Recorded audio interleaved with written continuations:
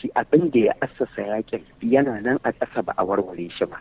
Mecece wannan manufar? Babban manufa Amurka da Isra'ila shine karya gwamnatin Iran ko gurgunta gwamnatin Iran. Sannan na biyu, in ba su iya karya gwamnatin Iran su gurgunta ta ba, su tabbatar da sun ragargaza dukkanin karfin soji da Iran take da shi, musamman fasahata ta makamai masu linzami da kuma fasahata ta jirage marasa matuƙa da kuma na fasahata ta nukiliya. Su kuma a ɗaya ɓangaren Iran suna ganin wani abu ne da suke amfani da shi domin kare kansu su ci gaba da wanzuwa a matsayin ƙasa, a matsayin gwamnati. To wannan sabar yarjejeniyar da aka gani kawai so mun taɓa ne, domin ko kowane bangare bai sami yadda yake so ba. An sa rai amma har yanzu akwai sauran rana aka ba.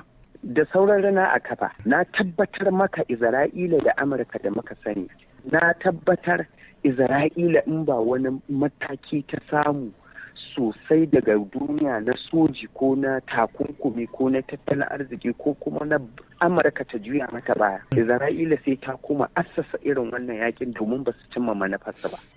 To yanzu idan muka kalli waɗannan kwanaki 14 a ranar Juma'a, Pakistan za ta karɓi bakuncin wakilan ɓangarorin biyu za su tattauna a babban birnin ta Islamabad. Sannan a gefe guda mun ga wata sanarwa ta daban da shugaban Faransa Emmanuel Macron ya ce tare da Faransar da kuma wasu kasashe 14 suna wani yunkuri na ganin an buɗe mashigin ruwan Hormuz cikin ruwan sanyi. Amma baka ganin wannan yunkuri daga bangarori guda biyu zai taimaka a daicin magaci kafin karewar wa'adin wannan kwanaki 14 a cimma yarjejeniyar dindindin?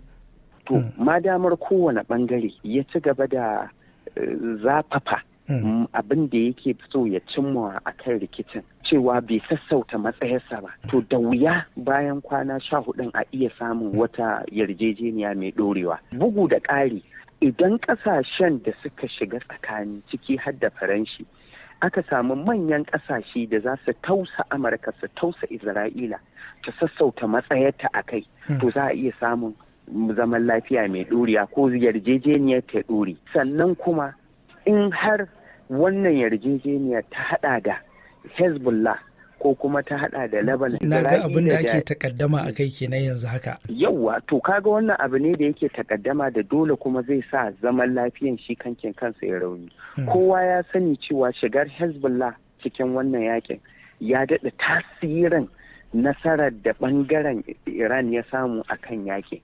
To wannan yana ɗaya daga cikin ƙalubalen da zai iya shafar wannan yarjejeniyar ta wanzu ta ci gaba da ɗorewa ko ta ruguje. Mutukar har Hezbollah ta ci gaba, wanda kuma garkuwa ce ga Iran. Hezbollah kungiya ce da Iran take ba tallafi, kuma Iran na kallanta a matsayin wata garkuwa a kusa da Isra'ila. So duk wani yunkuri na Iran kuma ta koma baya ta kyale Isra'ila ta ci gaba da raunata Hezbollah, ina ganin zai iya kawo tasgaro ga wannan yarjejeniyar zaman lafiya.